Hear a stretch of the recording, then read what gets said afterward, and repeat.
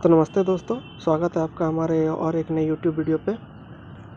तो आज हम लोग बात करने वाले हैं पेपर 3 के बारे में। पेपर 4 का सभी क्वेश्चन मैंने आपको कंप्लीट करवा दिया था, और आपको जहाँ भी पेपर 4 में और कोई क्वेश्चन में प्रॉब्लम है तो आप मुझे कमेंट करके बता सकते हैं, मैं आपको डिस्क्राइब करके उसका आंसर बता दूँगा। ठीक है, पेपर 4 पूरा तरह से कंप्लीट हो चुका है। 1-2 क्वेश्चन छूटा हुआ है जिसको मैंने समझा कि इम्पॉर्टेंट नहीं है, लेकिन अगर यदि आप लोग उसका आंसर भी यदि आप लोग चाहते हैं, पेपर 4 का कोई क्वेश्चन आप अगर चाहते हैं तो वो मुझे कोई भी वीडियो पे आप कमेंट कर सकते हैं। मैं आपको उसका आंसर लिख कर अच्छे से उसका आंसर तैयार करके एक पर्टिकुलर वीडियो एक बना दूंगा। ठीक है, तो आज से अपन लोग स्टार्ट करने वाला है पेपर 3 को। हिस्ट्री ऑनर्स का पेपर 3 का बात करेंगे। तो पेपर 3 का सिलेबस आप लोग देख ही चुके होंगे। पेपर 3 का सिलेबस होता है मिडावल इंडिया। मिडावल इंडिया में दिल्ली सल्तनत पर जोर दिया गया। ठीक है, 1206 से लेकर 1290 तक। 1206 से लेकर 1290 नहीं, 1206 से लेकर 1290 नहीं है, तो सिर्फ गुलाम वंश है। 1206 से लेकर कुतुबुद्दीन ऐबक से लेकर इब्राहिम लोदी 1526, पानीपत का फर्स्ट बैटल तक हम लोग को पेपर 3 में पढ़ना है। तो उसमें जो जो भी इम्पोर्टेंट क्वेश्चन आते हैं मैं आपको वो सारे डिस्क्राइब करके बताऊंगा। आपको कहीं भी कोई प्रॉब्लम होता है तो आप कमेंट करके बता सकते हैं, मैं आपको खुल के अच्छा से बता दूंगा। ठीक है, तो वीडियो से आगे बढ़ने से पहले आप वीडियो को सब्सक्राइब कर दीजिए, चैनल को सब्सक्राइब कर दीजिए, वीडियो को लाइक कर दीजिए। ठीक है, क्योंकि जितने बंदे देखते हैं उसका 10% भी सब्सक्राइब नहीं होता है, उसका 10% भी लाइक नहीं होता है। तो आप लोग ऐसा मत किया कीजिए, बहुत मेहनत लगता है वीडियो बनाने में। ठीक है, आंसर लिखने में, वीडियो बनाने में बहुत टाइम लगता है, बहुत मेहनत लगता है। तो मैं उम्मीद करता हूँ कि आप इसका ध्यान रखेंगे।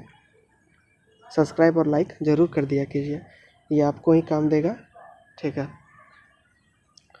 तो आज का पेपर 3 का पहला क्वेश्चन है कि मुसलमानों के विरुद्ध हिंदुओं के पराजय का कारण क्या है, या फिर भारत में मुस्लिम आक्रमणकारियों की सफलता के कारण का आलोचनात्मक परीक्षण करें। या इसका एक क्वेश्चन और बन सकता है कि राजपूत इस्लाम से क्यों हार गया।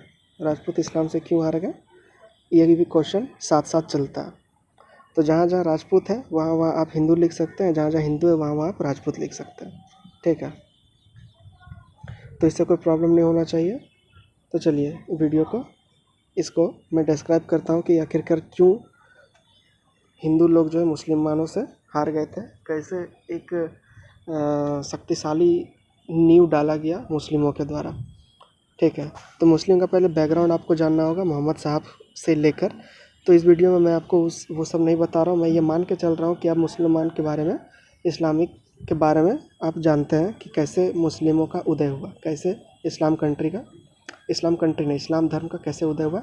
ये मैं मान के चलता हूँ कि आपको पता है। अगर यदि नहीं पता है तो आप कमेंट करके बताइए, कमेंट कर दीजिएगा कि नहीं पता है, तो मैं आपके लिए एक अलग से वीडियो बना दूंगा कि इस्लाम का उदय किस प्रकार हुआ।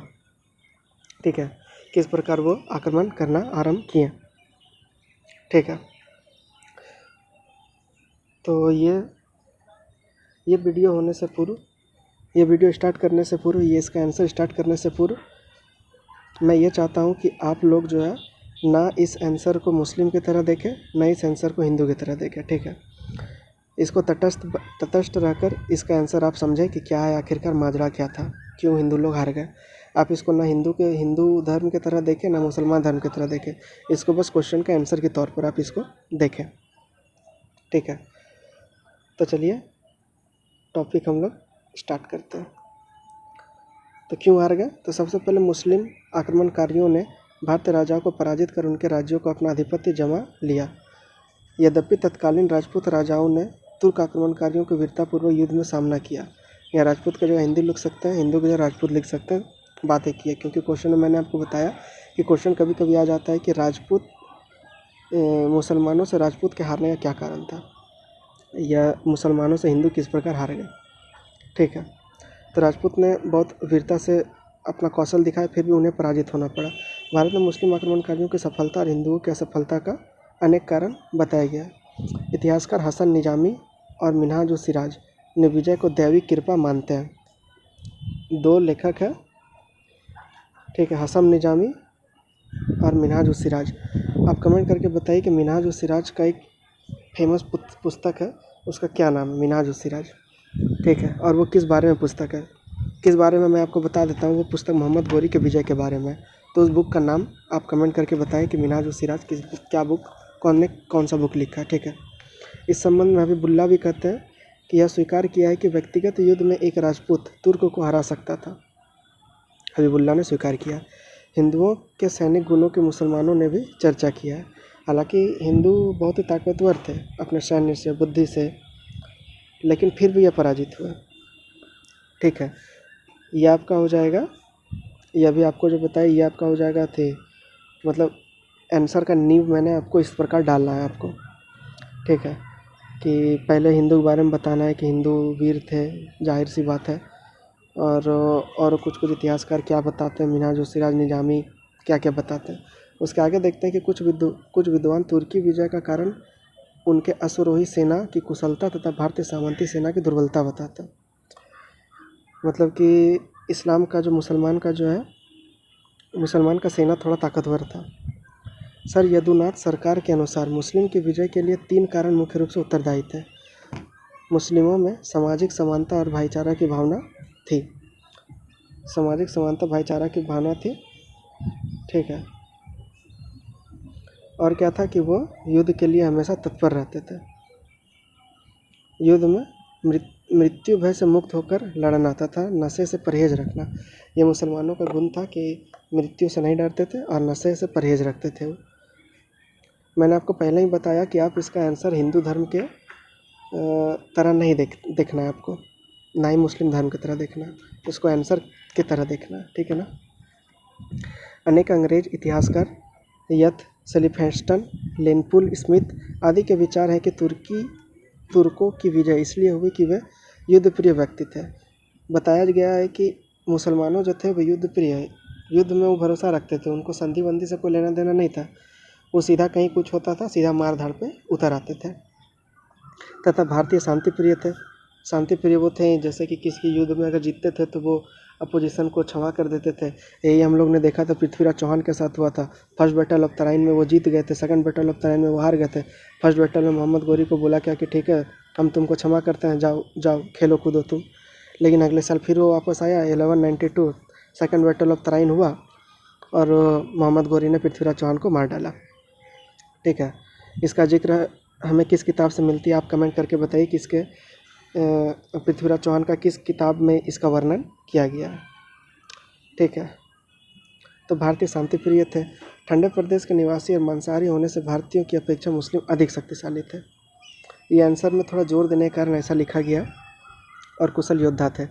मुसलमानों का धार्मिक जोश भी उनके सफलता का कारण था। मुसलमानों का क्या था? धार्मिक जोश। मुसलमानों का धार्मिक जोश भी सफलता का कारण था। जैसा कि हम लोग जानते हैं कि मुसलमान जो आक्रमण करते थे उसका एक प्रमुख उद्देश्य था कि अपने धर्म का प्रचार प्रसार करना। तो वो धार्मिक मामले के लिए भी वो सब बहुत जोश में खेलते थे, वो लड़ते थे वो, तो वो भी एक प्रमुख कारण था। वास्तविकता यह है कि मुसलमानों की विजय और राजपूत के पराजय के लिए उनके राजनीतिक, सामाजिक, धार्मिक और सैनिक कारण उत्तरदायी थे। राजनीतिक कारण, सामाजिक कारण, धार्मिक कारण, सैनिक कारण, ये सब उत्तरदायी थे हिंदुओं के हारने का। तो पहला कारण है राजनीतिक कारण। राजनीतिक कारण ऐसा क्या क्या था जिससे कि हिंदू लोग हार गए थे? तो हिंदुओं के पराजय का एक प्रमुख कारण भारत की तत्कालीन राजनीतिक परिस्थिति थी। राजनीतिक परिस्थिति अच्छी नहीं थी। संपूर्ण भारत विभिन्न राज्यों में विभक्त था। जैसा कि हम लोग देख चुके हैं कि पहले भी हम लोग मतलब कि पार्ट 1 में हम लोग पढ़े हुए थे कि बहुत तरह में बटा हुआ था। जैसे कि उत्तर वैदिक काल में भी हम लोग देखे थे कि 16 महाजनपद में बटा हुआ था। उसके बाद भी जब महाजनपद का सृजन हुआ उसके बाद भी देखते हैं कि सभी अलग अलग जगह, बंगाल अलग था, बिहार अलग था, तो सभी का अपना अपना नवाब होता था, सभी अलग अलग थे और सब एक दूसरे के प्रतिद्वंदी थे। एक राज्य चाहता था कि वो हमसे आगे ना बढ़ जाए, वो चाहता था कि ये हमसे आगे ना बढ़ जाए, तो दोनों आपस में ही लड़ते झगड़ते रहते थे। एवं विद्वेष की भावना वो विद्यमान थी। वे राज्य एक दूसरे से संदेह की दृष्टि से देखते थे, सदैव आपस में संघर्ष रहित रहते थे। अब कोई भी दो जन आपस में लड़ेगा तो तीसरा जन उसका फ़ायदा उठाएगा ही। यही काम हम लोग देखते हैं कि यही काम मॉडर्न इंडिया में जाके अंग्रेज़ लोग भी इसी का फ़ायदा उठाया। अंग्रेज़ लोग जी जब यहाँ पे अपना पैर जमा रहा था तो उसने ये भी देखा कि यहाँ के जो राजा लोग हैं ये खुद से ही नाराज़ हैं, एक दूसरे से खुद नाराज़ हैं, तो क्यों ना इसका फ़ायदा उठाया जाए। तो मुस्लिम का भी आगमन का यही तरीका था कि ये देख रहे थे कि एक दूसरे का राज्य आपस में टकरा रहे हैं, तो क्यों ना यहाँ पे जाके लूटपाट किया जाए। ठीक है, वे राज्य एक दूसरे के संदिग्ध दृष्टि देखते थे, सदैव आपस में संघर्ष रहित रहते थे तथा एक दूसरे को नीचा दिखाने, पराजित करने में अपनी शक्ति का अपव्यय करते थे। इन राज्यों में राजनीतिक दूरदर्शिता का सर्वथा अभाव था, अतः विपत्ति के समय भी ये राज्य एक दूसरे का मदद नहीं करते थे।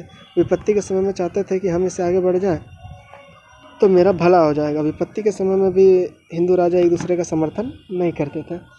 तो इसका जाहिर सी बात है मुसलमान लोग इसका जो है फ़ायदा उठाएंगे ही, तो उन्होंने वही किया। सामंती व्यवस्था ने इन राज्यों को और भी दुर्बल बना दिया। प्रत्येक सम्राट केंद्रीय शक्ति को कमज़ोर बनाने और अपनी स्थिति मजबूत करने की ताक में लगा रहता था। सभी चाहते थे कि मेरा राज्य मजबूत हो जाए, मेरा राज्य मजबूत हो जाए। इस क्रम में किसी का राज्य मजबूत नहीं होता था, सब आपस में लड़ते झगड़ते रहते थे, किसी का भी मजबूत नहीं होता था। प्रशासनिक जनता भी असंतोषजनक थी। वंशानुगत राजतंत्रात्मक के कारण प्रायः ऐसा व्यक्ति भी राजा बन जाता था जिसमें योग्यता का अभाव था। राजा जो है वंशानुगत चला आ रहा था, जिसके कारण कि जो योग्य राजा था उसको जनता को नहीं मिलता था, जिससे कि जनता परेशान रहता था। ठीक है, तो ऐसी व्यवस्था में विघटनकारी तत्व मौजूद थे जो मौके का लाभ उठाकर राजा के विरुद्ध विद्रोह कर देते थे। अब जनता अगर परेशान है तो वो विद्रोह करेगी, तो विद्रोह का भी लाभ उठाकर मुसलमानों ने आक्रमण कर दिया। फलतः राजा की सारी शक्ति इन सामंतों को ही नियंत्रित करने में लगी रहती थी। सामंतों बेसिकली क्या होता है कि सामंत वर्ग का उत्थान हो चुका था, तो जो बड़े बड़े भूमिपति थे वो बेसिकली उसी को हम लोग सामंत बोल सकते हैं। ठीक है, वही लोग अपना आज भी अगर हम लोग देखेंगे कि बड़े बड़े उद्योगपतियों के पास ही पूरा का पूरा कंट्रोल होता है। मंत्री, प्रधानमंत्री, विधानमंडल, विधानसभा, ये सब है आज भी। लेकिन जो आप देखिएगा कि जो हम लोग के उद्योगपति जो हैं, जैसे कि अंबानी, अडानी और बाकी सब जो है बिरला तिरला सब जो है, तो उन लोग का ही पूरा कंट्रोल रहता है। उन लोग जो चाहेंगे वही होगा। तो उसी तरह सामंत वर्ग भी उसी प्रकार के थे कि वो लोग जो चाहेंगे वही होता था। तो सामंतों में घिरा हुआ था।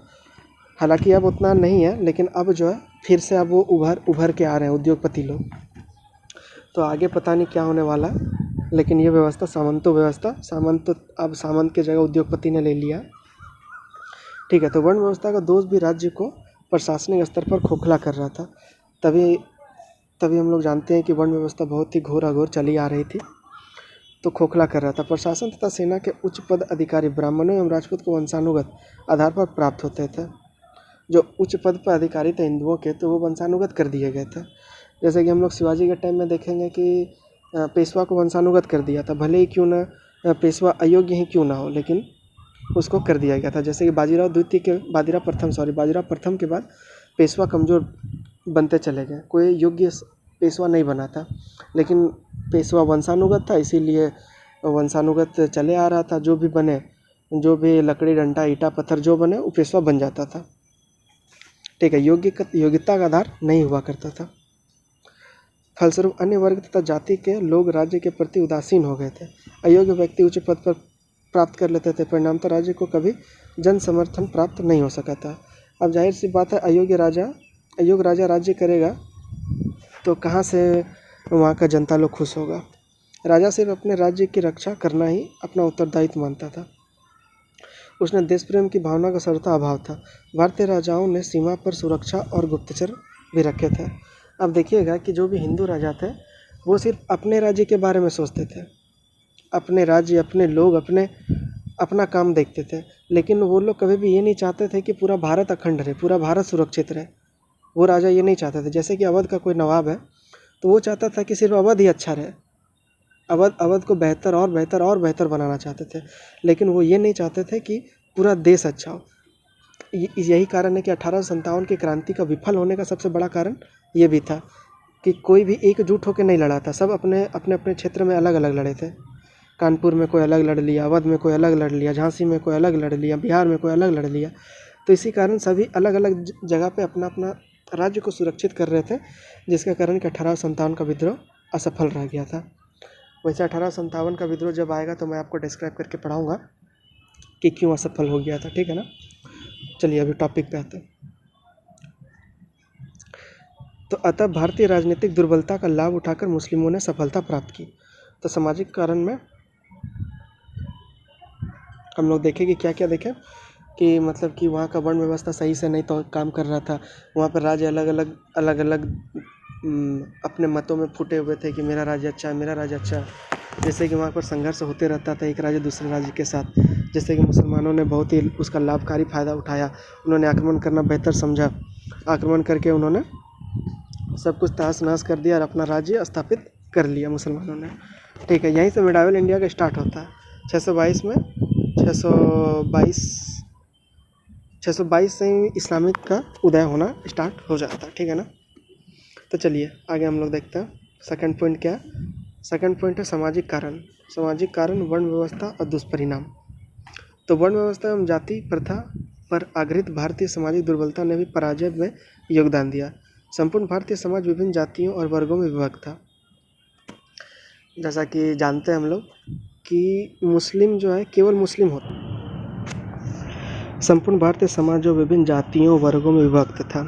जैसा कि हम लोग देखते हैं कि मुस्लिम जो होते हैं वो केवल मुस्लिम होते हैं, लेकिन हिंदू जो होते हैं वो ब्राह्मण होते हैं, वो होते हैं लोहार होते हैं, वो होते हैं मतलब कि अलग अलग जातियों में वो हिंदू लोग बटे होते हैं। हिंदू केवल हिंदू नहीं होते, लेकिन मुस्लिम केवल मुस्लिम ही होते हैं। ठीक है ना। तो विभिन्न विभिन्न जातियों में बटे हुए थे। अस्पृश्यता की भावना एवं उच्च वर्ग वालों द्वारा निम्न वर्गों का शोषण प्रक्रिया में भारतीय समाज को अंदर से अंदर खोखला कर दिया था। हालांकि ये अस्पृश्यता अब नहीं है, अब बहुत हद तक कम हो गया है। अस्पृश्यता को फंडामेंटल राइट में जोड़ा गया है। आप कमेंट करके ये बताइए कि कौन से आर्टिकल में अस्पृश्यता एक दंडनीय अपराध है का प्रावधान हमारे संविधान में किया गया है। कमेंट करके ये इसका आंसर आप कमेंट करके बताइए। मैं जितना भी चीज़ आपको कमेंट करके बताने के लिए बोलता हूँ आप उसको कमेंट करके बताइए। अगर आपको नहीं पता है तो आप नेट में सर्च कीजिए, गूगल में सर्च कीजिए, उसके बाद आप कमेंट कीजिए, लेकिन आपको करना है। ठीक है ना। इससे क्या होगा कि आप अलग से ऑब्जेक्टिव भी आपके लिए रेडी हो जाएगा। ऑब्जेक्टिव आपके लिए रेडी हो जाएगा। मैं कुछ भी पूछता हूँ तो मैं आपसे रिलेटेड ही कुछ पूछता हूँ। ठीक है ना। चलिए, खोखला कर दिया था। राजपूत या हिंदू। राजपूत अपने जातिगत वंशगत राजनीतिक श्रेष्ठता के कारण अहंकारी, झगड़ालू और जिद्दी प्रवृत्ति के बन गए थे। उनके सामाजिक और व्यक्तिगत जीवन में अनेक बुराइयां थी। बुराइयों में क्या क्या था देख लेते हैं। बुराई में था शराबखोरी, बाल विवाह, बहुविवाह, सती प्रथा, दिखावापन आदि प्रविष्ट हो गए थे। ठीक है। इसका दुष्परिणाम राजनीतिक प्रशासन और सेना पर भी पड़ेगा ही। शराब पिएगा तो सेना कैसे सही से रहेगा। ठीक है ना। सभी दुष्परिणाम इस सब का पड़ा। हिंदू एवं पृथकतावादी दृष्टिकोण का विकास अपने आप को श्रेष्ठ मानकर बाहरी देशों के राजनीतिक एवं सैनिक विकास से आंख मूंद कर रहना था। जैसा कि मैंने पहले भी आपको बताया कि एक राज्य दूसरा राज्य को दबाना चाहता था, अपने आप को श्रेष्ठ साबित करना चाहता था, श्रेष्ठ मानना चाहता था, और प्रवृत्ति उनके लिए घातक बन गई। इतना ही नहीं, सामाजिक विभेद के कारण अधिकांश जनता में देश प्रेम की भावना का अभाव था। देश प्रेम की भावना नहीं था, सबका भावना था राज्य को खुशहाल रखना, अपने राज्य को केवल खुशहाल रखना। देश को लेकर कोई भी समर्पण नहीं था। कोई भी राज्य जन समर्थन के अभाव में विदेशी आक्रमणकारियों का सामना नहीं कर सकता था। भारतीयों की दुर्बलता का लाभ मुस्लिमों ने उठाया। प्रोफेसर निजामी, ये सब अगर आप लिखते हैं अपने आंसर में तो आंसर आपका बहुत ही तगड़ा हो जाएगा। ठीक है ना। प्रोफेसर निजामी ने ठीक ही लिखा है। भारतीयों की पराजय का मुख्य कारण उनकी सामाजिक व्यवस्था और अन्यायपूर्ण जाति भेद और आडंबरों बंधनों ने उनकी सामाजिक और राजनीतिक एकता के भावनाओं को पूर्णतः नष्ट कर दिया। जितना कि उधर मैंने आपको बताया सबका समरे बस ये इतना लाइन में ही छुपा हुआ है। क्या है कि भारतीयों की पराजय का मुख्य कारण है सामाजिक व्यवस्था, सामाजिक वर्ण व्यवस्था सब जो था, और अन्यायपूर्ण जाति भेद, आडंबर बंधनों, सामाजिक राजनीतिक एकता की भावना पूर्णतः नष्ट कर दिया था। ठीक है। ये दूसरा सामाजिक राजनीतिक और सामाजिक मामला। मैं उम्मीद करता हूँ कि आप पूरा अच्छा समझ गए होंगे। आप अभी तक अगर वीडियो में बने हुए हैं तो वीडियो को ज़रूर लाइक कीजिए, चैनल को ज़रूर सब्सक्राइब कीजिए और अपने दोस्तों के साथ शेयर कीजिए ताकि ज़्यादा से ज़्यादा इससे जुड़ सके, ज़्यादा से ज़्यादा कोई ये जान सके। ये केवल आपके लिए सिलेबस में पढ़ने के लिए ही ज़रूरी नहीं, ये आपको जानना भी चाहिए आखिरकार क्यों मुस्लिम इतना हावी हो गया। हम लोग पूरा मिडावल इंडिया क्यों मुस्लिमों के ऊपर बना हुआ है, एक आपको जानना ये ज़रूरी है। ठीक है ना। इसीलिए ज़्यादा से ज़्यादा इसको शेयर कीजिए और अपने दोस्तों तक पहुंचाइए। पेपर 4 में आपको ये क्वेश्चन, पहला क्वेश्चन यही है पेपर 4। मैं आपको पार्ट 1 पार्ट 2 यहाँ बिहार के बारे में बता रहा हूँ। बिहार तिलका मांझी यूनिवर्सिटी का मैं ये क्वेश्चन सॉल्विंग कर रहा हूँ और अधिकतर जगह पे सिलेबस यही रहता है, तो आप इसको देख के आराम से समझ सकते हैं। हिस्ट्री ऑनर्स का सिलेबस यही रहता है अधिकतर जगह पे। ठीक है, तीसरा नंबर आते हैं धार्मिक कारण पे। धार्मिक कारण क्या क्या था? नियतवाद और भाग्यवाद पर आश्रित होना। धार्मिक कारणों से भी मुस्लिमों की विजय और हिंदुओं की हार हुई, मतलब कि वो भाग्य पर हिंदू छोड़ देते थे। मुस्लिम आक्रमणकारी धर्म के नाम पर भी युद्ध करते थे। धर्म के नाम पर तो बहुत युद्ध किया मुस्लिमों ने। नए राज्य की विजय के अतिरिक्त उनका उद्देश्य व्यापक रूप से इस्लाम धर्म का प्रचार करना था। जैसे कि मैंने पहले ही बताया कि इस्लाम आक्रमण ही इसलिए करते थे कि लूटा जा सके और अपने धर्म का प्रचार किया जा सके। अपने धर्म को लेकर वो जो जागरूक रहते हैं, अपना प्रचार प्रसार बहुत ही तेज़ी से वो करना चाहते हैं, इसलिए वो पूरे मनोयोग और एकता के साथ युद्ध करते थे। इसके विपरीत भारतीय धर्म संप्रदाय में विभक्त था। बौद्ध जैन अहिंसा की नीति का परिचायक था। बौद्ध और जैन तो अहिंसा चाहते ही नहीं थे। भारतीय धर्म संप्रदाय में विभक्त था। बौद्ध धर्म अहिंसा की नीति में मानता था, तो ब्राह्मण धर्म कर्म की अपेक्षा भाग्य के अधिक महत्व देता था। ब्राह्मण धर्म का संरक्षक हिंदू राजा नियतिवाद और भाग्यवाद पर विश्वास कर अकर्मण्य एवं विवेकहीन हो गए, जिसका दंड उन्हें मुस्लिम के हाथों भुगतना पड़ा। वे चाहते थे जो हो रहा है हो, ठीक है हो रहा है, अच्छे हो रहा है, हटाओ यार, क्या दिमाग लगाता है, बस वही बात था। चौथा नंबर पॉइंट देखते हैं कि हिंदुओं की सैनिक दुर्बलता। सैनिक दुर्बलता का भी तो जरूर कुछ ना कुछ कारण रहा होगा, तब ना इतना बड़ा सेना लेकर हार गई है। भारत पर मुस्लिमों विजय का प्रथम कारण मुस्लिमों की सैनिक श्रेष्ठता थी। मुस्लिमों की रणनीति तथा युद्ध प्रणाली हिंदुओं की तुलना में अधिक अच्छी थी। मुस्लिम सेना में मुख्य भूमिका बख्तरबंद, घुड़सवार तथा धनुर्धर अश्वरोही की रही। बख्तरबंद मतलब होता है कि पहाड़ में छुप छुप के जो तीर वीर चलाते हैं ना, उसको बोलता है बख्तरबंद। घुड़सवार, धनुर्धर, अश्वरोही, मुस्लिमों में ये सब की तादाद ज़्यादा थी। युद्ध क्षेत्र में हथियार, बख्तरबंद से याद आया, आप कमेंट करके बताइए कि गोरिल्ला नीति, ठीक है, गोरिल्ला नीति का प्रतिपादक कौन था और गोरिल्ला नीति का इस्तेमाल कौन करता था? गोरिल्ला नीति, ठीक है, कमेंट करके आप ज़रूर बताइए। नहीं पता है तो गूगल से सर्च करके नीचे कमेंट में आप लिखिए। ठीक है, मुस्लिमों की व्यूह रचना भी अच्छी थी। मुस्लिमों की गुप्तचर व्यवस्था भी उत्तम कोटि की थी। उनके सेनापति या सुल्तान युद्ध में सामने नहीं आकर दूर से ही सेना का संचालन करते थे। वे आक्रमण नीति का पालन करते एवं अपनी सुविधा के अनुसार रण क्षेत्र का चुनाव करते थे। और ज़रूरत पड़ने पर जो है ना, मुसलमान लोग भाग भी जाते थे कि चलो यहाँ पे हार हो रहा है मेरा, अभी भाग जाते हैं, बाद में फिर आते थे। लेकिन हिंदू लोग ना ना ना ना ना, भागना उगना हमारे लिए नहीं है, ऐसा करते थे। आक्रमणकारी होने की वजह से मुस्लिमों की उमंग और जोश भी अधिक था। इसके विपरीत राजपूत सेना सामंती व्यवस्था के दुर्गुणों से बुरी तरह ग्रसित थी। वीर होने के बावजूद हिंदू में रण कुशलता नहीं थी। हिंदू बिना कुछ सोचे समझे युद्ध करते थे, यह बात फैक्ट भी है। आवश्यकता पड़ने पर भी युद्ध क्षेत्र से हटना वे अपना अपमान समझते थे तथा युद्ध में वीरगति को प्राप्त करना उनका ध्येय होता था। युद्ध में मारा जाना ये कौन सा वीरता है? आप युद्ध में जब भागने का रहे तो आप भाग जाइए। भगवान खुद ऐसा किए हुए, वासुदेव कृष्ण ने खुद ऐसा किया, जहाँ भागने का रहता था भाग, इसीलिए उसको रणछोड़ भी कहते हैं। ये लोग छोड़िए। तथा युद्ध में वीरगति को अपना ध्येय होता था। पार हो जा। तो ये खत्म हो गया हम लोग का आंसर। अब निष्कर्ष को देखते हैं। निष्कर्ष क्या है? इसमें कोई संदेह नहीं है कि हिंदू राजा साहसी वीर होते थे, कमा होगा, परंतु फिर भी उन्हें मुसलमानों के हाथों एक बार नहीं बल्कि अनेक बार युद्ध में हार का सामना करना पड़ा। मुस्लिम राज्य को जीत कर अपना धर्म का प्रसार करते थे। हिंदू केवल अपना सम्मान और राज्य की रक्षा करते थे, युद्ध लड़ते थे। हिंदुओं जो है अपना खाली राज्य का सम्मान करते थे। हिंदू ने कदम कदम पर भूल भी की जिससे वह पराजित हो। जैसे जयपाल के हार जाना, यहाँ पैराग्राफ चेंज करके अगर आप लिखना चाहते हैं पैराग्राफ चेंज करके यहाँ से लिखना स्टार्ट कीजिएगा, जैसे करके। जैसे जयपाल हार जाने के बाद उसे चिता में कूदना नहीं चाहिए था। मतलब कि ये जब हार गए थे किससे? मोहम्मद गजनवी से, मोहम्मद गौरी से। ये याद नहीं आ रहा किससे हार गए थे। कूदना नहीं चाहिए था, बल्कि उसे दुश्मनों का डटकर सामना करना चाहिए था। आप ये जयपाल के बारे में पढ़िएगा कि ये आग में क्यों कूदा था। ठीक है, महमूद गजनवी के आक्रमण से ये कूदा था। फिर भी आप एक बार गूगल में सर्च करके, बुक में देख करके आप इसको श्योर हो जाइए, कंफर्म हो जाइए कि ये क्यों कूदा था। क्योंकि मैं भी आपको बता रहा हूँ तो इसका मतलब ये नहीं कि मैं सब कुछ जानता हूँ, मैं आपको सब कुछ बता दूंगा। ठीक है, उसे दुश्मन का डट कर सामना करना चाहिए था। सिंध का राजा दाहिर ने भी ऐसा ही किया था, उसे एक साधारण सैनिक बनकर युद्ध में नहीं जाना चाहिए था। दाहिर का कहानी आता है 712 में मोहम्मद बिन कासिम जब अटैक किया था सिंध पर, तो वहाँ का शासक दाहिर ही था। तो साधारण सैनिक बनकर युद्ध में नहीं जाना चाहिए था।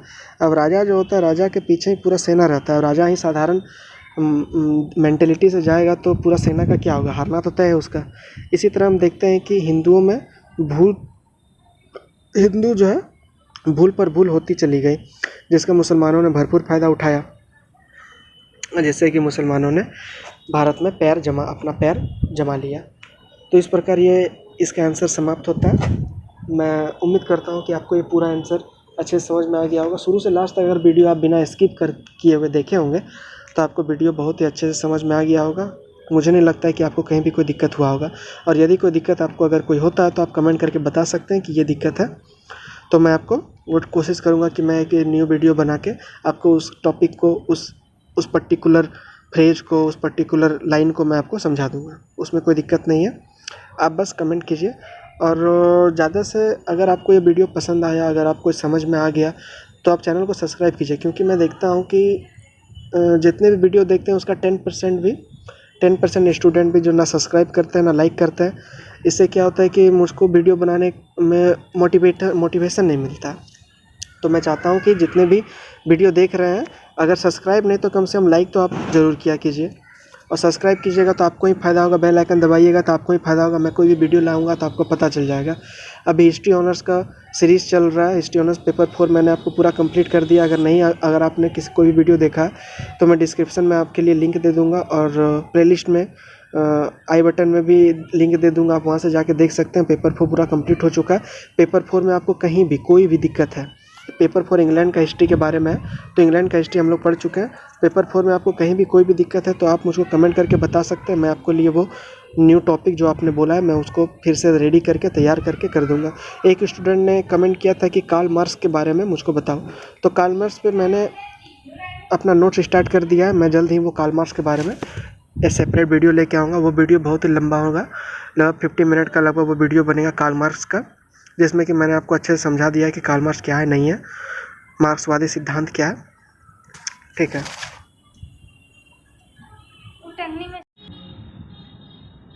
आज के वीडियो के लिए बस इतना ही। मैं उम्मीद करता हूँ कि आपको सारा समझ में आ गया होगा अच्छे से। तो अब मिलते हैं अगले टॉपिक में। अगला टॉपिक मोहम्मद घोरी स्टार्ट करने वाला हूँ। मोहम्मद घोरी के बारे में हम लोग देखेंगे। तो अब अगला टॉपिक बाद में, ठीक है। जय हिंद।